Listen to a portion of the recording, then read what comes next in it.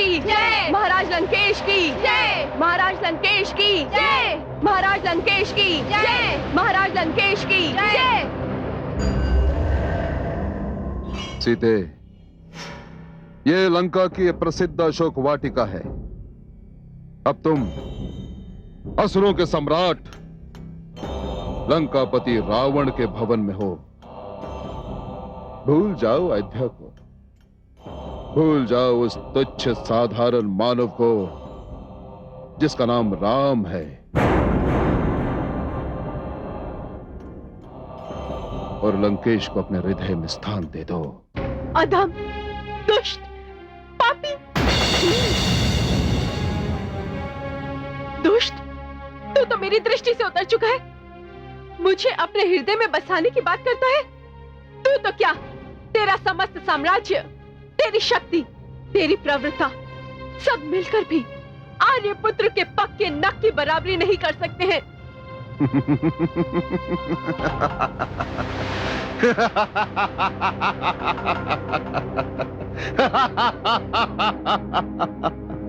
मैं मानता हूं सीते कि मैंने तुम्हारे साथ किसी विशेष कारण से छल किया, मानता हूं मैं, परंतु मैं तुम्हारे पर कोई अनुचित दबाव नहीं डालूंगा। तुम रावण की बंदी हो। बुआ त्रिजटा, लंकेश की जय हो। बुआ त्रिजटा, अब रावण का माणिक्य भवन इनका बंदी गृह बनेगा। ले जाओ इन्हें। लंकेश, यद्यपि एक असुर से निवेदन करना व्यर्थ है, फिर भी मेरे पति ने संकल्प लिया है कि 14 वर्ष तक वे किसी भवन में पग नहीं धरेंगे। उनकी अर्धांगिनी होने के नाते मेरा भी यही धर्म है। मैं किसी भवन में नहीं जाऊंगी। अर्धांगिनी? आपके पति का आधा अंग तो सदैव आधा रहेगा देवी, परंतु इस आधे अंग से रावण अपनी अपूर्णता पूर्ण करेगा। मेरे निर्णय के विरुद्ध यदि तुमने कोई भी निर्णय लिया तो मेरी मृत्यु का दोष तुम पर आएगा। मुझे आपका निर्णय स्वीकार है। मुझे तो बस उस दिन की प्रतीक्षा है जब तुम्हारा वो राम मेरे समक्ष आकर निवेदन करेगा, मेरे पैरों पर गिरकर गिड़गिड़ाएगा, तुम्हारे लिए भीख मांगेगा मुझसे, परंतु मैं उसे भीख नहीं दूंगा, मैं उसे दूंगा मृत्यु। मुझे तो केवल अपनी बहन शूर्पणखा को दिए हुए वचन को पूर्ण करना है। इसके लिए आपका जीवित रहना आवश्यक है। हुआ त्रिजटा, सीता को अशोक वाटिका में ही रखा जाए। जो आज्ञा लंकेश। और ध्यान रहे, मेरी अनुमति के बिना सीता से कोई नहीं मिल सकता। यह मेरा आदेश है। चलिए।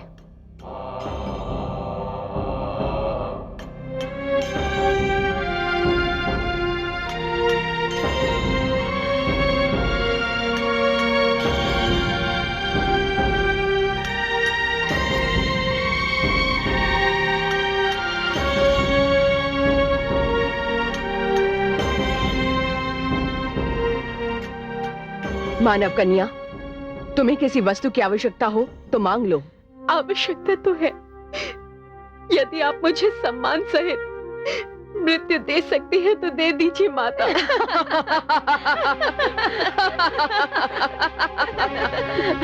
बाहरी मानवी, मृत्यु भी सम्मान के साथ। बंद करो हंसना और जाओ अपने अपने स्थानों पर पहरा दो। मानवी, तूने मुझे माता कहा है। मैं तुम्हें मृत्यु तो नहीं दे सकती, किंतु तुम्हारे आत्मसम्मान का ध्यान रखूंगी।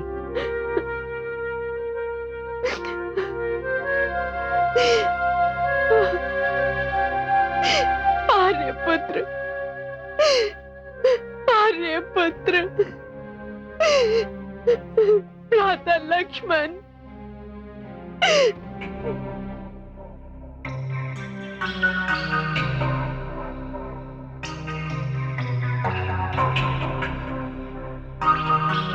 राजकुमारी जी, किसकी आज्ञा से तू मेरे कक्ष में आई?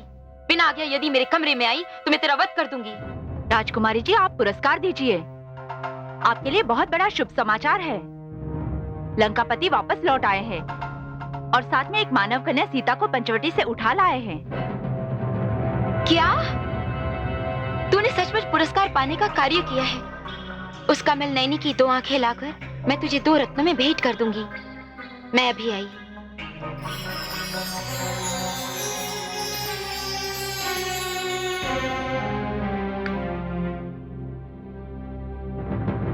शूर्पणखा, मैं तुम्हारे प्रतिशोध का साधन उठा लाया हूं। कहां हो तुम? लंकेश की जय हो।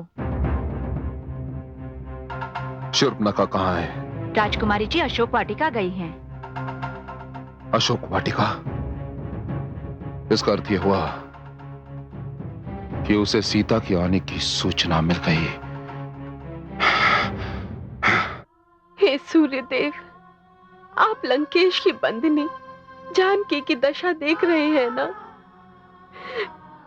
आपकी दृष्टि तो आर्यपुत्र और भ्राता लक्ष्मण पर भी होगी।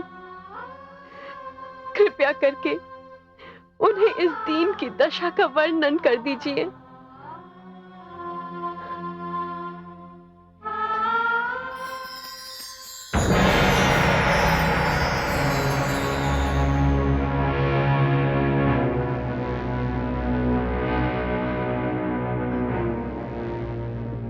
भ्राता रावण तुझे यहाँ ले आए हैं। इस प्रकार मेरे अपमान का आधा प्रतिशोध उन्होंने ले लिया है और बचा आधा प्रतिशोध उसे मैं पूरा कर देती हूँ।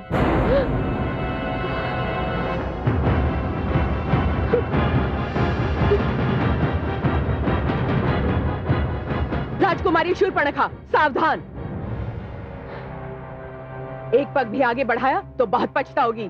वो अत्रिजटा काल भी शूर्पणखा के बड़े हुए पग को वापस नहीं लौटा सकता। हाँ। छोड़ो मुझे, छोड़ो। ये त्रिजटा की पकड़ है, काल से भी अधिक शक्तिशाली। एक गंदी बुढ़िया, छोड़ दे मुझे। इसी के कारण मेरी दशा हुई है। मैं इसका वध करके ही रहूंगी। ये लंकेश का आदेश है, ये अब मेरी सुरक्षा में है।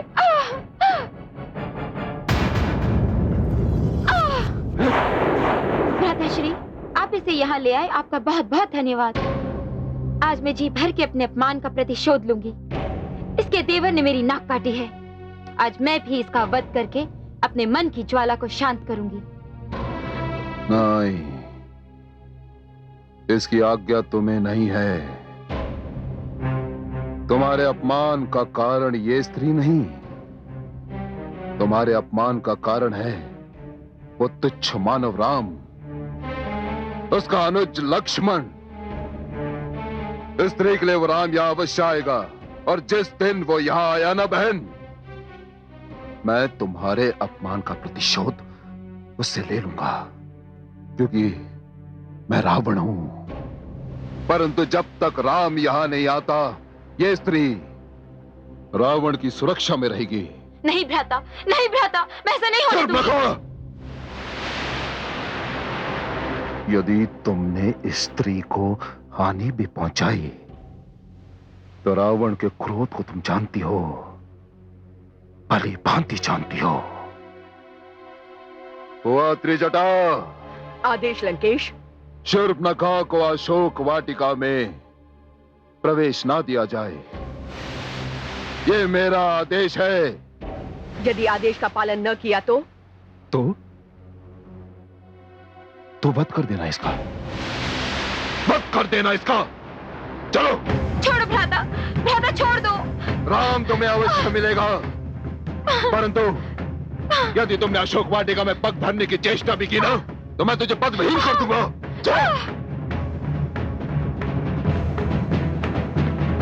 सीता मेरे और राम के बीच बाधा बनकर खड़ी है।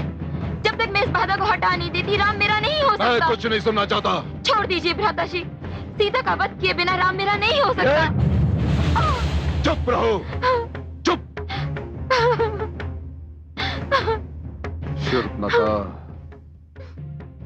अब तुम अपने ही कक्ष में बंदी बनकर रहोगी। और यदि तुमने अशोक वाटिका की ओर आंख उठाकर भी देखा तो मैं तुम्हारी आंखें निकाल लूंगा। और तुम भली भांति जानती हो कि जो मैं कहता हूं वही करता हूं, क्योंकि मैं रावण हूं, लंकापति रावण। प्रहरियों, आज्ञा महाराज। शूर्पणखा इस कक्ष से बाहर ना जाने पाए। यदि ये इस कक्ष से बाहर गई तो मैं तुम्हें जीवित नहीं छोड़ूंगा।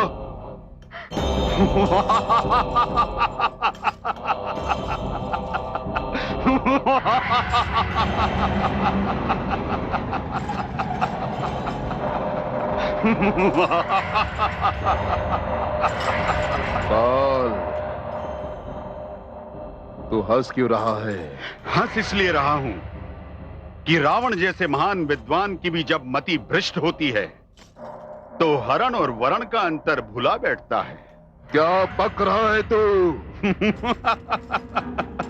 सत्य कह रहा हूं लंकेश, तुमने सीता का हरण करके वास्तव में अपनी मृत्यु का वरण किया है।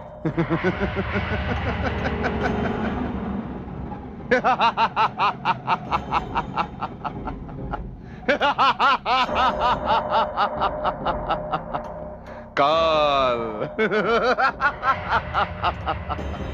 तुम्हारा मस्तक फिर गया है। मृत्यु तो तू है और तू मेरा बंदी है।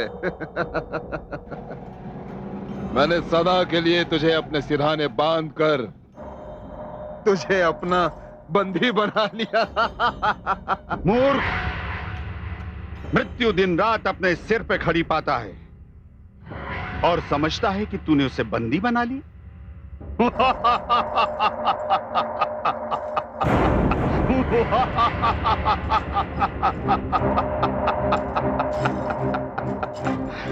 क्या कहा तूने?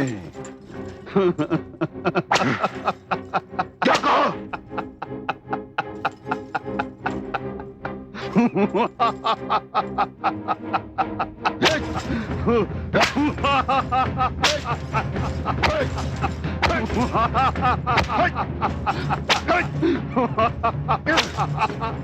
रुक जाइए लंकेश।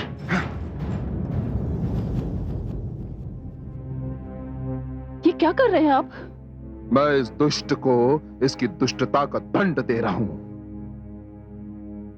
ये मेरा महान रावण का परिहास उड़ाने का साहस कर रहा था महारानी। ये कह रहा था कि मैंने सीता का हरण करके अपने मृत्यु का वरण किया है। असहाय बंदी पर हाथ उठाना आप जैसे महावीर को शोभा नहीं देता लंकेश। क्या ये सत्य नहीं कि आपने सीता का हरण करके अपनी महानता पर एक धब्बा लगा लिया है? महारानी, मुझे सदैव आप पर गर्व रहा। आपने विद्या प्राप्त करनी चाहिए, श्रेष्ठ विद्वान बन गए। आपने वीरता दिखानी चाहिए, संसार के बड़े से बड़े विद्वानों को आपने पराजित किया। मुझे विश्वास था सूर्य अपना ताप, पर्वत अपनी ऊंचाई, समुद्र अपनी विशालता छोड़ सकता है, किंतु मेरे लंकेश अपना तेज, अपनी प्रतिभा, अपनी गरिमा कभी नहीं छोड़ सकते। परंतु एक अबला का अपहरण? नहीं, यह आपने अच्छा नहीं किया लंकेश। महारानी, मैंने जो किया उचित किया। जिस राम ने मेरे तीनों अनुजों का वध किया, जिस राम के कारण मेरी प्रिय बहन शूर्पणखा की नाक कट गई, जिस राम ने लंकापति रावण को सोचने पर विवश कर दिया, उस राम को नीचा दिखाने के लिए मैं कुछ भी कर सकता हूं महारानी, कुछ भी, क्योंकि मैं रावण हूं, लंकापति रावण। मेरी ओर देखिए लंकेश, मेरी आंखों में देखकर बताइए, क्या सचमुच सीता का हरण राम को नीचा दिखाने के लिए किया?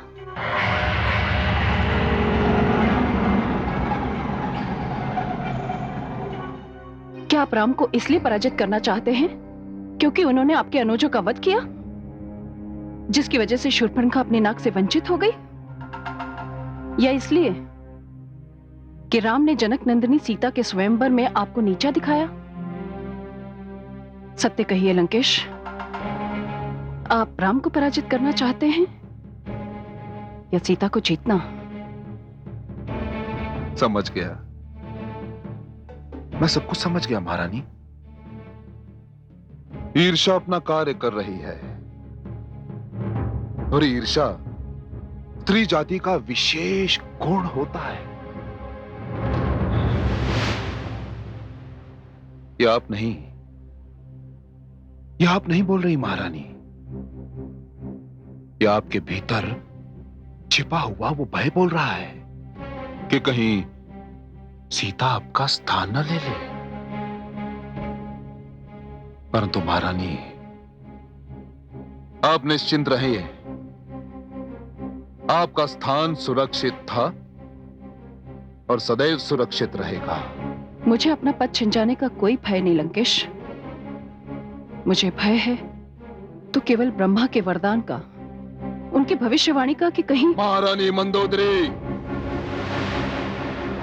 आप मुझे क्रोध दिला रही हैं। मुझे ब्रह्मा का वरदान तुच्छ लगता है। सच पूछिए तो मुझे स्वयं ब्रह्मा तुच्छ लगता है, क्योंकि मैं रावण हूं। रावण। मैंने सीता का हरण इसलिए किया कि राम उसके लिए यहां आए मेरे पास और मेरे पैरों में गिरकर मुझसे अपनी पत्नी के लिए भीख मांगे, या फिर वो रावण से टक्कर ले और यदि उसने मुझसे भीख मांगी महारानी, तो आप देख लेंगी कि आपका रावण कितना दयावान है। परंतु यदि उसने मुझसे टक्कर ली तो आपको यह ज्ञात हो जाएगा कि आपका रावण कितना बलशाली है। सुनिए लंकेश,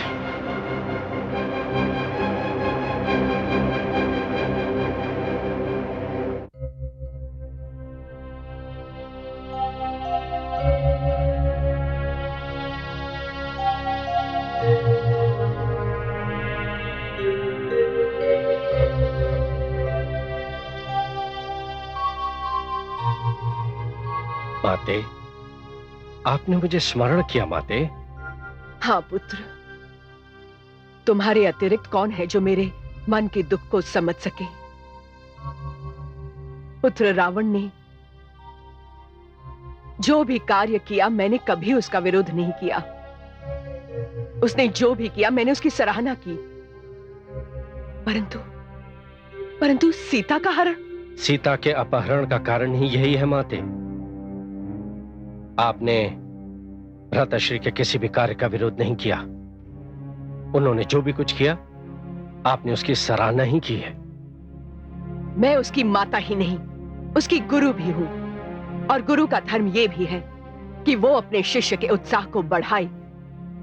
क्षमा चाहता हूं माते, परंतु गुरु का धर्म यह भी है कि वो अपने शिष्य को वो मार्ग दिखाए जो कल्याण की ओर जाता है, विनाश की ओर नहीं माते। जो सत्य का मार्ग है, शांति का मार्ग भी है।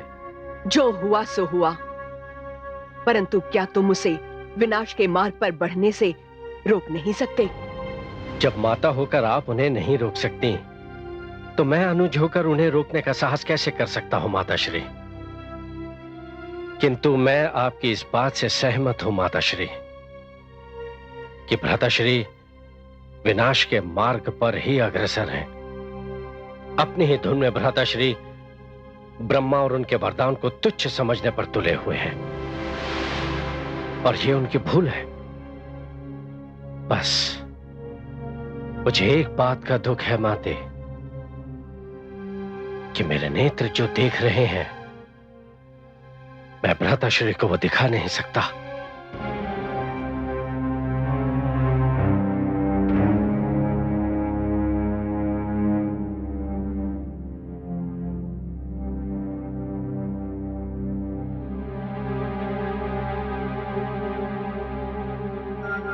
आज पहली बार मुझे ये आभास हो रहा है,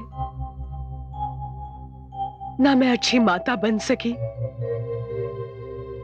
ना ही अच्छी गुरु बन सकी।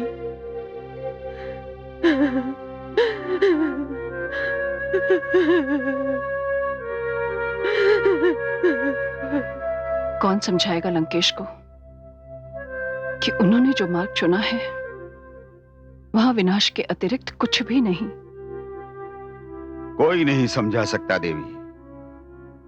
जो सो रहा हो उसे झंझोड़ कर जगाया जा सकता है, परंतु जो सोने का अभिनय कर रहा हो उसे कौन जगा सकता है? विनाश काल का पहला आक्रमण बुद्धि पर होता है, और जब बुद्धि नष्ट हो जाती है तो स्वयं नष्ट होते देर नहीं लगती। क्या इस विनाश को रोकने का कोई उपाय नहीं? नहीं, सत्य पूछो तो न मुझे इसकी चिंता है न दुख। दुख है तो केवल एक बात का। किस बात का? इसका कि तुम्हारी जैसी पवित्र महान पातिव्रत्य धर्म का पालन करने वाली नारी को दुख हो रहा है।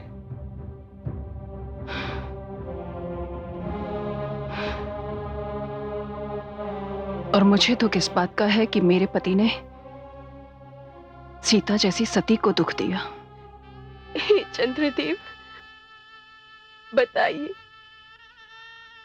जिस समय आर्यपुत्र ने मुझे कुटिया में नहीं पाया तो उनके ऊपर क्या बीती। हे चंद्रदेव, मेरे आर्यपुत्र भी इस समय आपको देख रहे होंगे। उनसे कहिए, उनकी सीता इस अशोक वाटिका के शोकातुर वातावरण में उसी तरह तड़प रही है जिस तरह मीन जल के बिना तड़पती है, जिस तरह देह श्वास के बिना तड़पती है, जिस तरह रेत वर्षा के लिए तड़पती है। मैं अपने स्वामी को देखना चाहती हूं, किंतु वे मेरे समक्ष नहीं। मैं उनसे स्वप्न में मिलना चाहती हूं, किंतु मेरी आंखों में नींद नहीं। हे चंद्रदेव, आप तो मेरे दुख के साक्षी हैं। आप तो सब जानते हैं।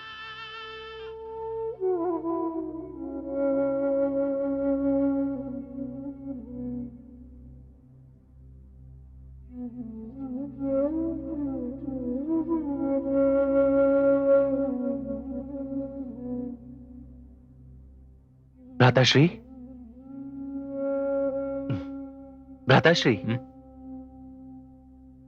आइए, थोड़ा विश्राम कर लीजिए। विश्राम?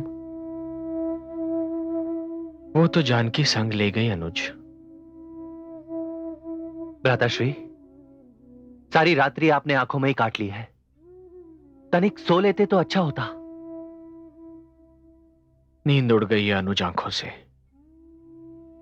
न जाने जानकी कहां होगी, किस असुर की बंदिनी बन गई होगी। जब तक जानकी को देख नहीं लेता आंखों में नींद नहीं आएगी अनुज, न मन को चैन मिलेगा।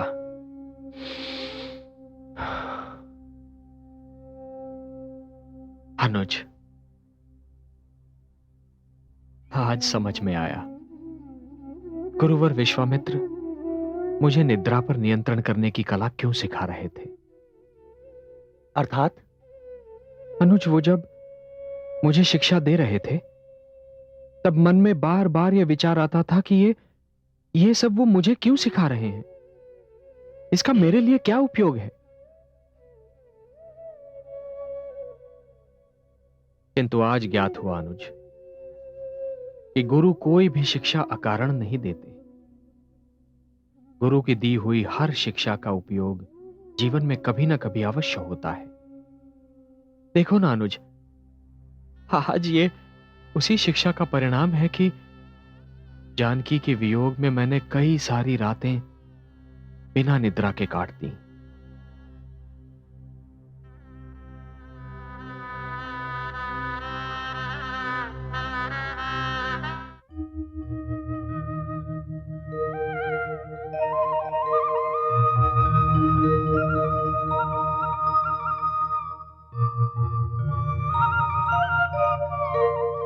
प्रणाम ऋषिगण। आप इस सरोवर में जल लेने जा रहे हैं? जी ऋषिवर। इस जल को स्पर्श मत कीजिए। क्यों? नित्य इसी स्थान पर आकर एक अछूत नारी यहाँ से जल लेकर जाया करती है। अछूत और नारी? ऋषिवर, आपके जीवन की समूची साधना व्यर्थ हो गई। क्यों? क्योंकि आपने एक नारी को अछूत कहा। एक नारी जो माता के रूप में आप और मुझ जैसे मानव को जन्म देती है, वो नारी जो एक बहन बनकर समूचे संसार को अनुराग बांटती है, वो नारी जो एक पत्नी बनकर अपने पति की सेवा करती है, ऐसी नारी को आपने अछूत कहा। ऋषिवर, तब तो नारी को अछूत कहने वालों को स्वयं अपनी ही माता, बहन और पत्नी को भी अछूत कहना चाहिए, क्योंकि वो सारी भी तो नारियां ही हैं। मेरा यह अर्थ नहीं था श्रीमान। तो फिर क्या अर्थ था आपका? मैंने आपको रूप से कुलीन समझा, इसीलिए आपको रोका। यहाँ से कुछ दूरी पर आदिवासी नारी की कुटिया है। वो नित्यदिन यहाँ आकर जल लेकर जाया करती है। मैंने सोचा कहीं आप अशुद्ध ना हो जाएं। अशुद्ध? ऋषिवर, जल तो अशुद्ध को शुद्ध बनाता है, स्वच्छता प्रदान करता है। जल अशुद्ध कैसे हो सकता है? मुझे आप सबकी बुद्धि पर दया आ रही है ऋषिवर, क्योंकि आप सब ये भी नहीं समझते कि अशुद्धता अशुद्ध कर्मों की देन है। और नारी, वो तो स्वयं जननी है, अशुद्ध कैसे हो सकती है? ऋषिवर, कृपया अपने शिष्यों को इस प्रकार की शिक्षा मत दीजिएगा। ऐसी शिक्षा से पीढ़ियों की विचारधारा भ्रष्ट हो जाएगी। कहां रहती हैं वो देवी? स्वयं मैं जाकर उनके दर्शन करना चाहता हूं। बस यहां से कुछ ही दूरी पर। चलो अनुज, आइए भ्राताश्री। उस देवी के दर्शन करके स्वयं धन्य हो जाएं। प्रणाम।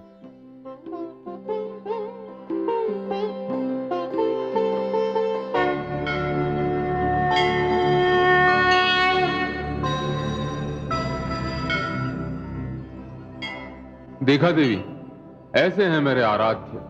सत्य कहा देवादिदेव। राम तो पर नारी की व्यथा सुनते ही निज पत्नी के वियोग का दुख भूल गए। यही तो महानता है मेरे राम की। दूसरों का दुख जानकर स्वयं का दुख भूल जाते। उन्हें अपनी नहीं, दूसरों के कल्याण की चिंता है। देखा आपने, ये सुनकर कि किसी नारी का तिरस्कार किया जा रहा है, वे कितने विचलित हो उठे। राम सब कुछ सह सकते हैं, किसी नारी का अपमान नहीं सह सकते। उन्होंने कहा भी यही कि जो नारी मां होती है, बहन होती है, पत्नी होती है, वो अछूत हो ही नहीं सकती। क्या यही संसार का सबसे महान सत्य नहीं है देवी? अवश्य है देवाधिदेव। यही तो कारण है कि समस्त संसार राम का नाम लेते ही आनंद विभोर हो उठता है।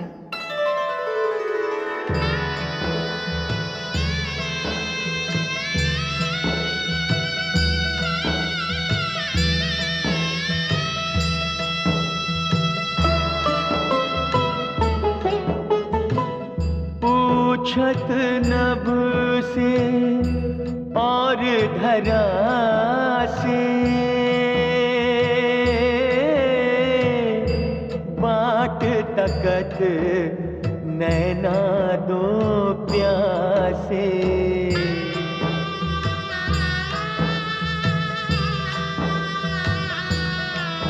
हो एक ही आशा साज सकारे, कब आए हैं प्रभु राम हमारे, कब आए हैं प्रभु राम हमारे।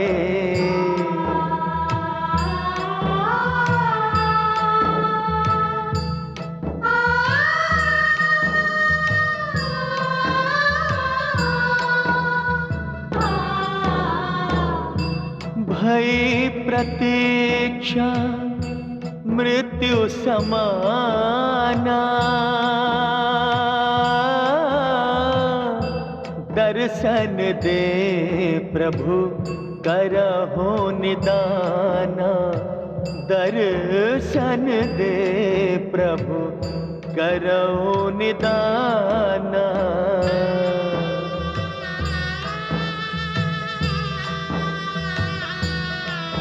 हो छट गए शबरी सब अंधियारे,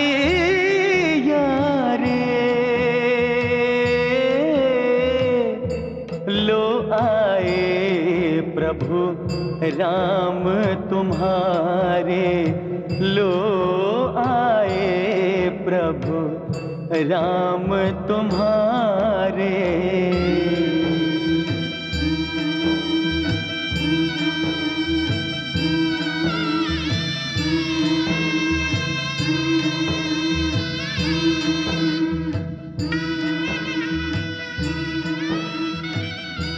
माता। राम, आ गए मेरे राम? हाँ माता, मैं ही हूं रघुवंशी राम।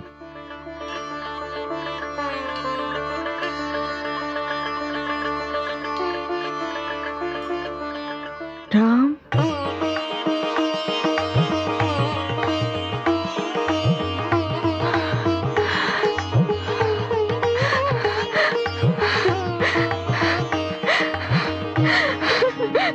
नहीं माता, इसकी आवश्यकता नहीं है। किंतु आपने ये कैसे जान लिया कि मैं ही राम हूं?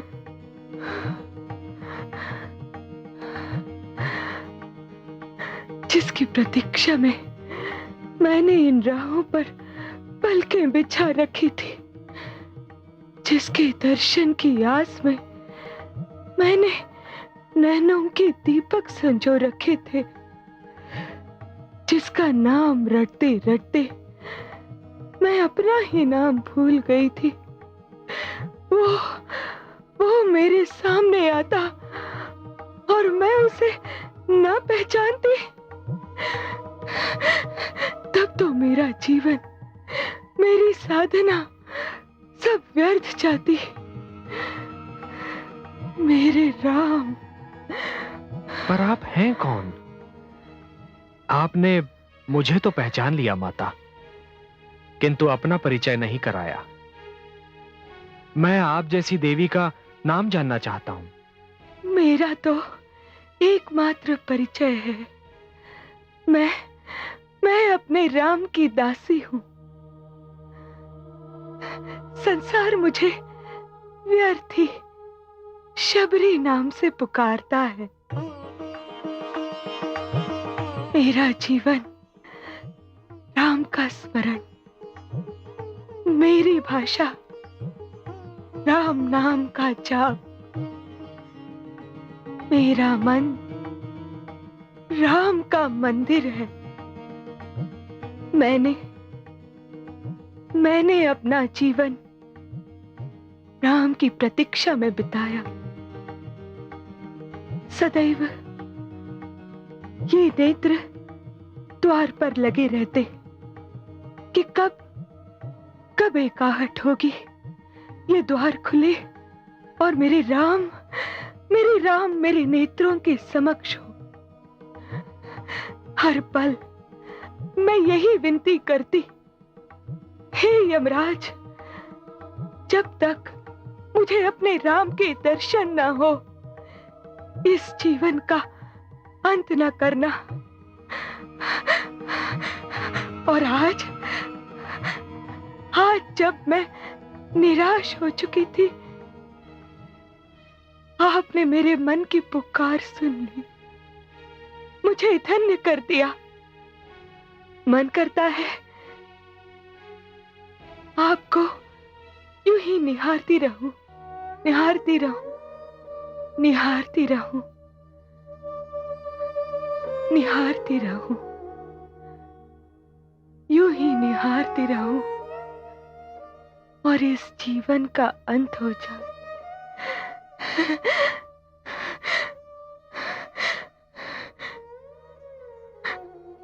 अरे मैं भी कैसी बावरी हूं, अपने राम को सामने देखकर ऐसी सुध बिसराई, ऐसी सुध बिसराई कि उनसे कुटिया में आने और विश्राम करने को कहना ही भूल गई। आइए श्री राम, आइए मेरी इस कुटिया में पधारिए और इस कुटिया को धन्य कर दीजिए। आइए। माता, ये मेरा अनुज है लक्ष्मण। प्रणाम माते। आइए, आइए,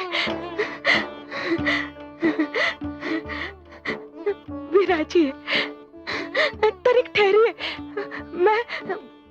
मैं अभी आई।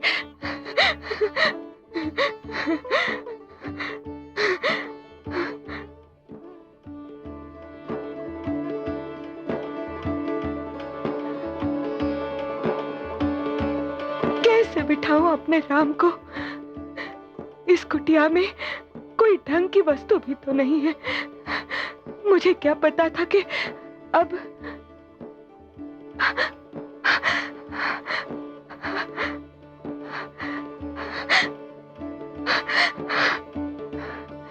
कितना जीवन होता था इस कुटिया में। सब चले गए और इस कुटिया को मरघट की भांति सुनसान कर गए। आज होते तो देखते कैसे इस कुटिया के भाग जागे हैं।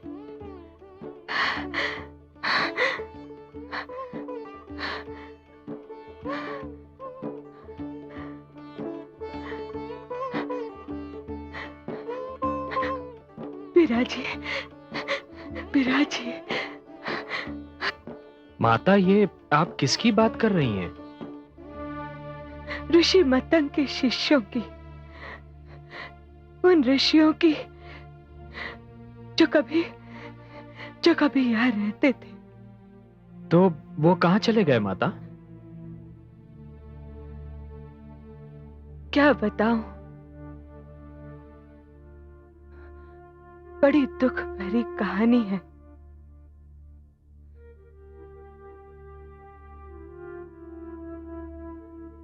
मैं एक आदिवासी हूं,